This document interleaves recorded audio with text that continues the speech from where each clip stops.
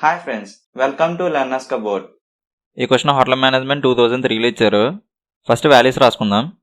B2, G7, 14, 18, 10, 4, 7, 14.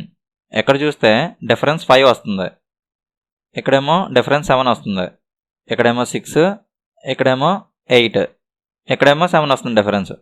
మనం క్లియర్గా observe చేస్తే ఇక్కడ +5 +7 అవుతుంది, ఇక్కడేమో +6 +8 అవుతున్నాయి. అంటే ఇక్కడ డిఫరెన్స్ కంటే ఈ నెక్స్ట్ డిఫరెన్స్ 2 ఎక్కువ ఉంటుంది, ఇక్కడ డిఫరెన్స్ కంటే ఈ నెక్స్ట్ డిఫరెన్స్ ఒక 2 ఎక్కువ ఉంటుంది. సో ఇక్కడ డిఫరెన్స్ 7 ఉంది, ఈ నెక్స్ట్ డిఫరెన్స్ ఈ డిఫరెన్స్ కంటే 2 ఎక్కువ ఉండాలి. ఇక్కడ 7 ఉంది కాబట్టి 7 + 2 9. సో ఇక్కడ డిఫరెన్స్ 9 ఉండాలి. 14 + 9 చేస్తే 23 వస్తుంది. 23rd letter W. సో మన ఆన్సర్ W వస్తుంది.